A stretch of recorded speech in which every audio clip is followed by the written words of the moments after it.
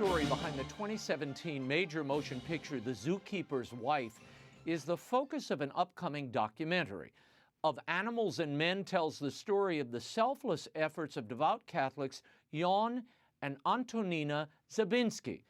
Now, they saved 300 people from the Nazis. Joining me now to discuss the film is director of the Żabiński Foundation and the Żabiński's grandson, Dominik Zawadzki. Dominik, thank you for being here. Your grandparents' story was first revealed to the world in that 2007 book, The Zookeeper's Wife, by an American author. Now the story is being told as a documentary, narrated in part by your mother with survivors' testimony using archival footage and dubbed into English. Why did your grandparents start helping the Jewish people escape from the Warsaw Ghetto? Share with the audience how they did it. They risked their lives and the lives of their two young children to do so. Absolutely. The story is a great story, and they help people out from the ghetto, the Warsaw Ghetto, because they had the means to do so, actually. And it was the only right thing to do, as my grandfather said in an interview after the war. It was the only humanitarian thing to do. They used to take the people out of the ghetto, hide them in plain sight, if you can say so, in the villa, in the Warsaw Zoo, which at that point was closed, but was used for different purposes. And we should tell the audience, your grandfather begins saving people by gaining access to the Warsaw Ghetto via a Nazi officer who thought himself an amateur entomologist. Now, how did your grandfather arrange this? I know it has something to do with a beetle collection of a Warsaw Ghetto internee. Yes, there was a family called the ytsync-en, which was also very known entomologist. He had to have information from him as a consultant, and via this German officer, he was granted access to the ghetto, so he could obtain the knowledge and the collection, because it was very rare, this collection that the data had.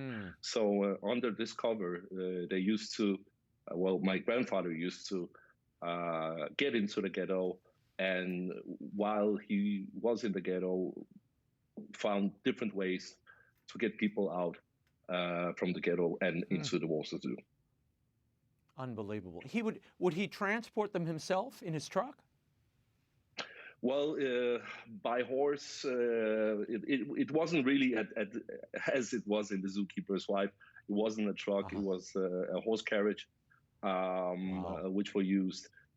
He also walked away with some different measures were taken to help people out. It was, as I said, it was under the plain. It was on the plain side. So everybody, the whole idea was just to act normal. Don't do weird things. Don't do anything out of the ordinary. Yeah.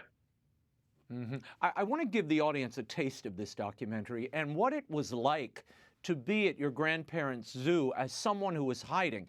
Now, this is a survivor describing what your grandmother would do to alert them to danger. Miss Antonina taught us that in case of danger, there were a lot of Germans around the place. She said she'd play a particular tune on the piano. And once all danger passed, she'd play a different tune. So when she started playing Offenbach's The Beautiful Helen, we would hide in a dark corner, keeping quiet. Later, when she played a piece by Chopin, we knew the danger was over and we could walk around the basement or whatever. Now, how long did most people stay hidden in the zoo, Dominik, before they moved on? And how did they get out of the zoo without being noticed? Yeah, well, it was very different. Some people were hidden in the zoo for just a couple of days. Some people ended up being there for weeks and even a month, and maybe longer. The way they used to get people out of the zoo, it was dyeing well, getting them to look like the Aryan race, which was blonde hair and pale skin. So they used different means to dye hair, give them different clothes, so they looked.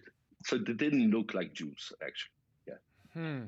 Amazing. Your grandparents lost much of their livelihood once the Nazis took over Warsaw in 1939. I mean, the Nazis exported many of the Warsaw Zoo animals to zoos in various German cities, which they did through most of the countries they conquered.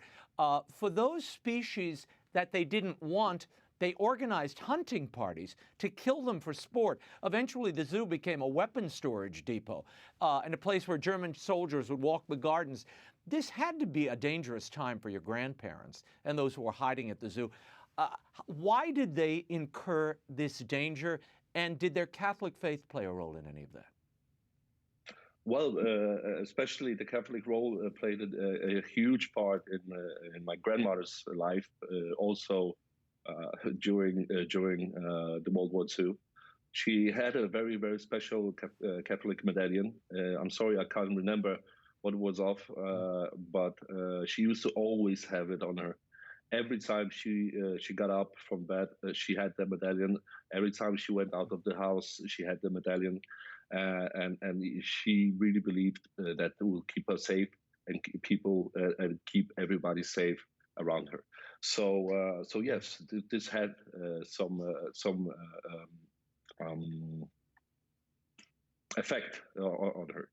But yes, it was also a very dangerous place, and they knew that anytime something could go wrong, and they had my grandfather and grandmother. They had some cyanide on them at all times to prevent the Germans, if captured, to have them tortured. Wow. What happened to the zoo after the war, Dominik? After the zoo, well, it was very hard for my grandfather to starting collecting the animals back to the zoo, because the wish was to reopen the zoo in the original state.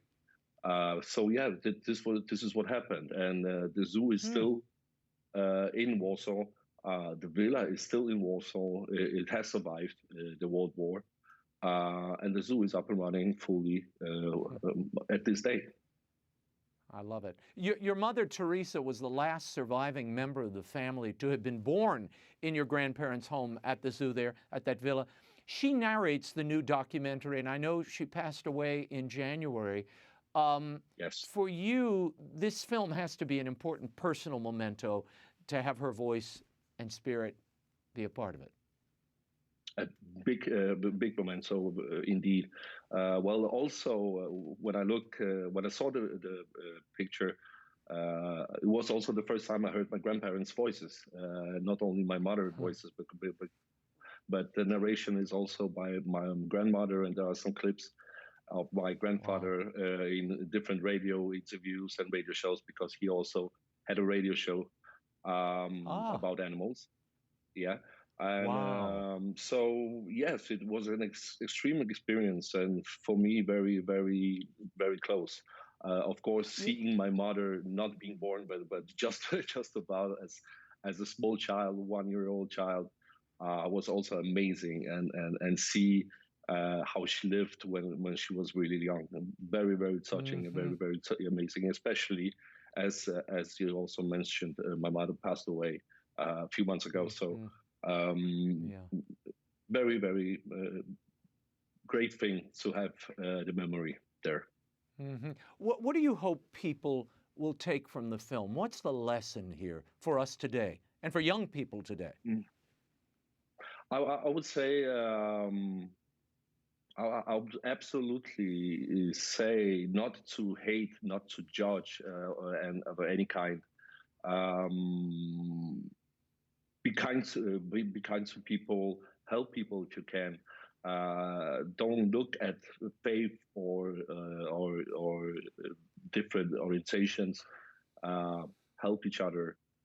We cannot change the past, but the great thing what we can do, we can form the future and hopefully a very bright future for everybody. Mm-hmm. No, well, their example, your grandparents' example of sacrifice, risking everything for the sake of others is, I think, the takeaway I had when I first read the book and now encountering the documentary. Dominik Zawadzki, thank you so much for being here. Of Animals and Men will be released by Fathom Events in theaters nationwide for one day only, Tuesday, June 22nd. For more information and to purchase tickets, go to fathomevents.com.